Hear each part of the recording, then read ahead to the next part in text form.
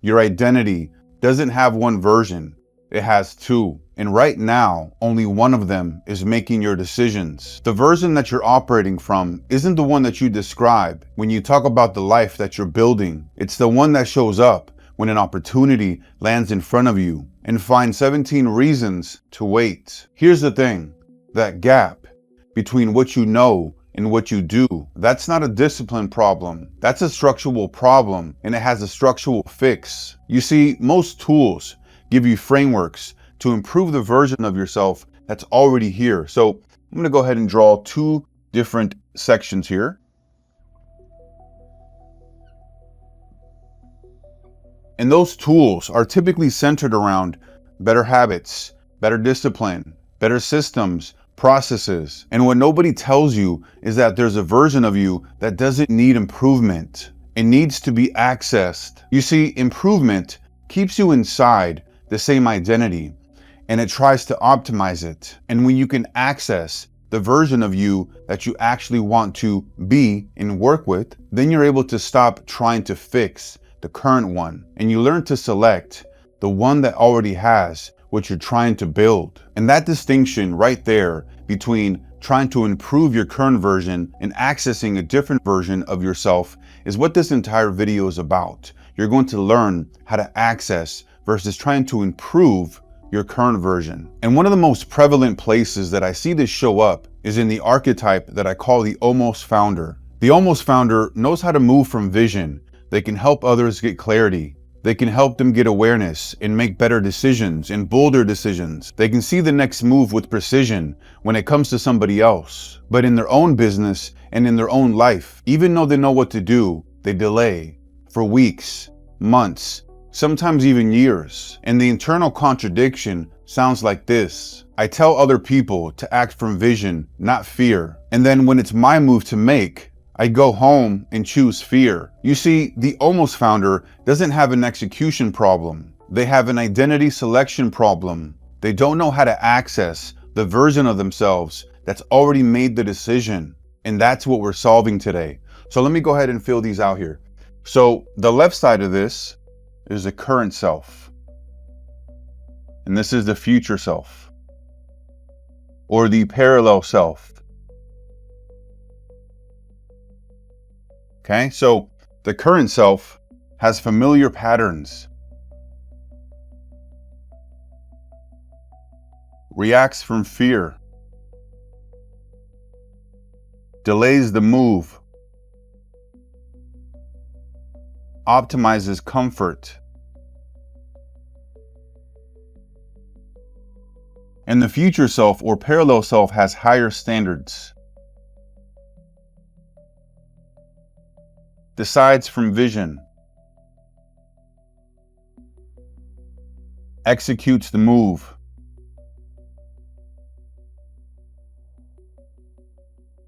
demands growth. So you see that there's a big difference here between the current self and the parallel self. So everything here is current and is trying to keep you where you're at, right? Where you are. This is trying to raise you, and this is where you're able to access this version of you, okay? It's not something that you're trying to improve your current self. It's, no, I'm trying to access, and I'm going to access this parallel self of mine that has all of these different attributes and characteristics. Okay, so this is what we're covering today. I'm going to erase this a little bit here so I have a little bit more room. So we're going to cover what the parallel self is.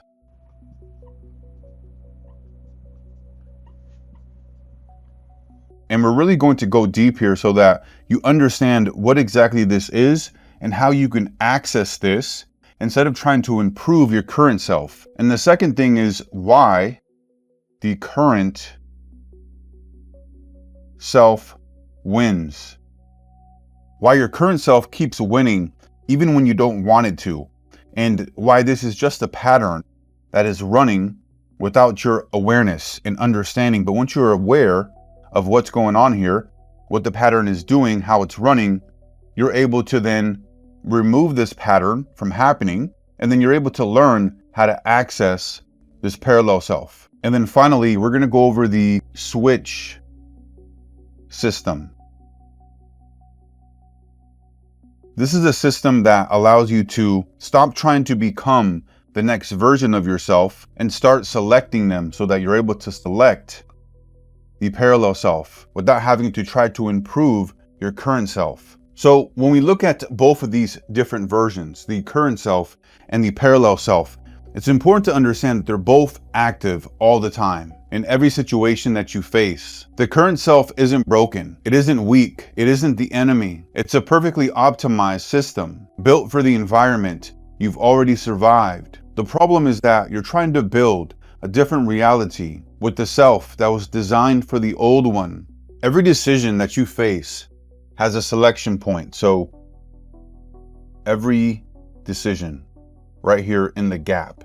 So a situation arrives and both of these activate simultaneously. And this version here has momentum. It has familiarity, years of neural reinforcement. It responds fast, quick, easy. This version over here requires a choice, a deliberate, specific, intentional choice. It doesn't matter the situation. It just requires you to deliberately choose to respond from this perspective, from this version of yourself. And this is something that's really important here. You're not becoming someone new. You're choosing someone who already exists. And this is the most important thing here that I really want you to keep in mind, is that this future self, parallel self, it's not something or someone that's completely different or unique to you. It's you. It's a version of you. And all you need to do is select it and choose and be deliberate and be specific. Take that on in terms of that identity's version and perspective and worldview, right? It's your parallel self. So you know that it exists and it's you. And the reason why most people are stuck in dealing with their current self and not being able to make better decisions is because they don't even realize that their parallel self, their future self, exists and can be accessed at any given time with intentionality, with a deliberate decision. So the current self seems to be consistently winning. And the reason why most people stay in the current self, even when they know exactly what the parallel self would do, is because your nervous system is not designed for growth. It's designed for survival, for protection. And from that familiar standpoint, familiar is safe. What's already known is predictable. The current identity, no matter how limiting, has one thing that the parallel self doesn't have: evidence. So let's write this out. And let me go ahead and erase this real quick. So the current self, what it has, right? It has evidence. So in the decisions you avoid, your current self is confirmed. In the actions you delay, current self confirmed. In the standards you don't enforce, think about how many times you've told yourself that you're not going to tolerate this or that or X or Y or Z, and that you're going to tell that person to stop treating you a certain way or telling you certain things, to respect you, to make sure that you're being communicated to or talked to in a certain way, and you don't enforce any of that. And when it comes time to you actually confronting that individual or making your presence felt and enforcing your standards of like, I'm not going to do this or tolerate that, or even in your own home, tolerating how you live in terms of certain things, when it comes time to you actually confronting yourself and others, your current self always wins, because they're just trying to keep you safe and keep you in what's familiar based off your nervous system, trying to keep you alive from a survival standpoint. And so every time that you choose a familiar response, your current self gets stronger. Every time you don't take action on what you already know is right, the current self builds another layer of evidence that says, this is who you are. Now, remember, you don't stay in your current identity because you're not motivated enough. You stay because your system is optimized for what's familiar and not for growth. So your current self wins by default, and your parallel self, or the future version of yourself, always wins by decision. Okay, so now let's go over the switch framework. So let me go ahead and erase the board here.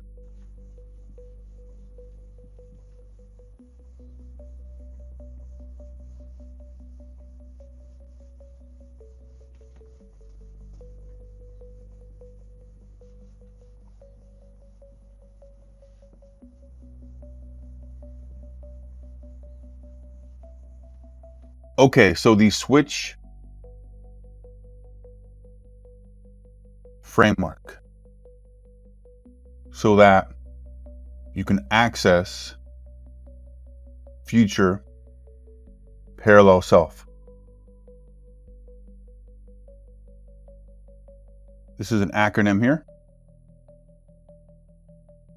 So most people live here in this gap. Okay? The gap is where most people are at, unknowingly, unconsciously.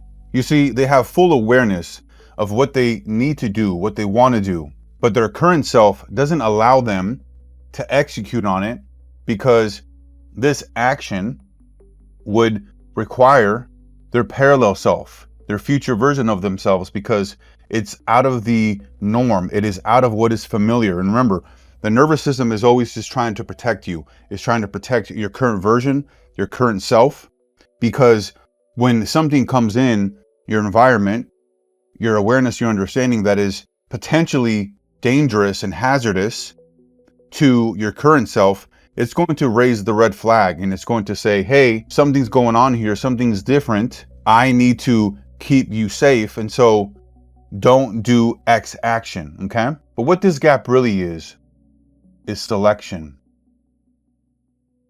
You don't fight this gap with your current self. You understand and become aware that here, when you're going to take an action that is going to be out of the norm, out of your regularly scheduled program, you need to select this parallel self, okay? This future self.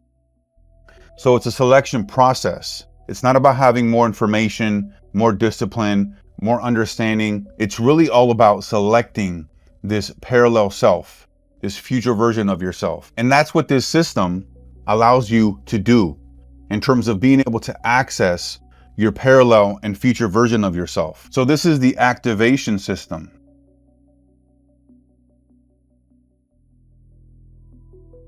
For your parallel self and your future self. And this system here is 6 steps, and each one maps directly onto what happens between the situation arriving and the parallel self responding. So step 1, S.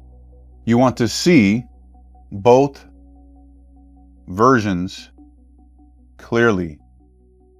Before you choose the parallel self, you have to make it visible. You have to be able to see it, understand it, become aware of it. Most people only see one response forming because the current self is forming a response very quickly, immediately, oftentimes, because it's responding off of habit, off of what it knows already. And so it's a system that's running unconsciously, organically, naturally, based off of who your current self is. And so it is a little bit challenging to catch it, but that's where you're able to have the awareness. And what I like to do and really talk about in terms of people being able to have wider perspectives and awareness is I like to have this idea of having 5D awareness. So let me actually make this easier. So top. So think of this as like a pyramid, okay? And up here, you have 5D awareness, perspective, where you can see everything below. And so when you have 5D awareness, It's like you are up there in one of the satellites looking down on Earth, where you have a huge amount of awareness and understanding and perspective and view of everything. So you can see all of the systems, the patterns, right? All the unconscious things that are running. So for you, what I want you to have is 5D awareness, okay? Where you can see everything. You can see the pattern. You can notice and acknowledge, man, I just made this decision. I just said this, I just did that. And all of that is coming from my current self. And so that's the key here, is that you want to slow down enough to be able to realize that there's always two decisions, right? Two access points. Your current self that is going to be unconsciously, normally making these decisions, taking these actions, saying these things, or the parallel self, right? Who is someone that you can access. And it's important for you to stop and to realize, hey, I'm in the middle of this situation and I have two options, current self or parallel self. You want to think to yourself and say, here's what my current self wants to do or would normally do. And here's what my parallel self would do in this situation. And just naming these both creates a gap between stimulus and response, because the gap is where the choice lives. Step 2, you want to witness your default pattern. And keep in mind, this is not self-criticism. This is simply self-observation. When you notice the current self activating, don't judge it, simply witness it. So you want to be like, whenever this happens to you, and when you're right in the middle of it, you can just catch it, like right there it is. This is that pattern. This is what's familiar. And then you can separate yourself from it so that you can gain control over it. Because naming the pattern without judgment removes the automatic authority over you. And this is one of the biggest things that you can do. And just any time that you're experiencing or going through something where you are normally making decisions, actions, saying things to people, to yourself even, that are detrimental, that are negative, right? That are not empowering, that are disempowering. You want to be able to catch all of those different patterns, whether it be emotional, mental, physical, whatever that may be.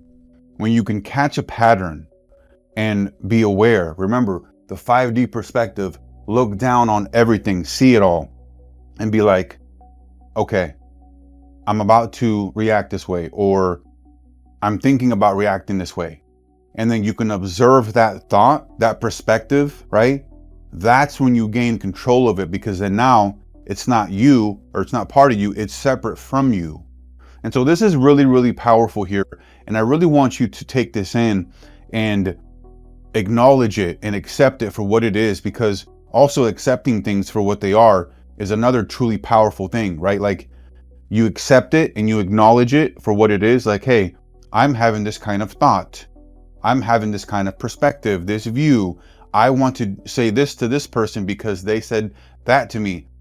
This is completely powerful. And it's one of the first things that will allow you to truly gain control back over whatever it is that your current self is wanting you to do and to keep, because it's always just trying to protect itself and protect you because it wants you to survive. Step number 3, you want to interrupt the old response. So this is where, before you are going to make a move with your current self and you're thinking about making that move, and really it's going to be something where you're unconsciously making this move without your awareness, because remember, it's all just running on autopilot. Before that happens, you need to stop and pause and hold and just recognize it for what it is. Take a deep breath. Acknowledge the situation, right? Maybe somebody said something to you and it made you feel a certain way. And then your current self is going to, or normally responds in a certain way. Maybe it lashes out, maybe it gets physical, whatever that may be. Take a deep breath, pause, and just acknowledge it and interrupt it right in the middle of it. Because when you interrupt it, what that does is it creates space for the parallel self to come through and for the parallel self to be a viable option, or really an option for you as a whole, right? Because the parallel self is something that you select. It's a version of you that's already there and already exists, but it's a matter of you being able to become aware of it and intentionally choose it. Because if you don't interrupt it, then your current self is going to win by default every single time. Step number 4, think from the higher identity.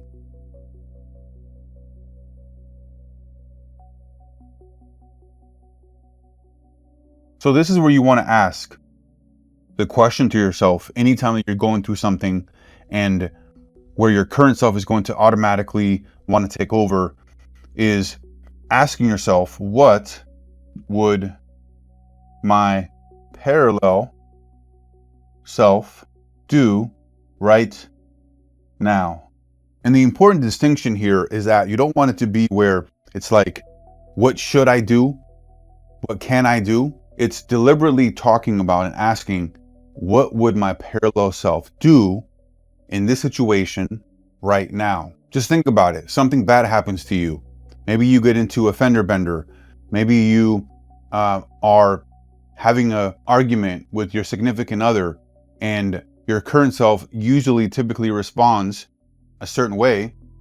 However, now you want to access your future self, your parallel self, and you ask yourself, what would the version of me that already operates at that next level do right now in this specific situation? Maybe if you previously, current self would get really fired up and you'd scream and you'd yell, or you'd get, physical with, somebody, let's say, maybe at the gym, you're working out or you're playing basketball or whatever it may be, right?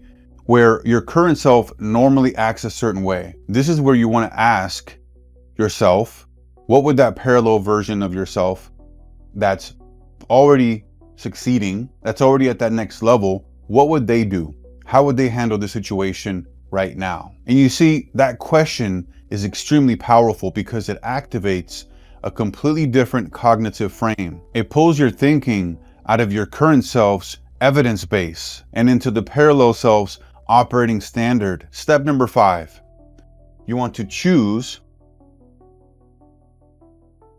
the aligned action.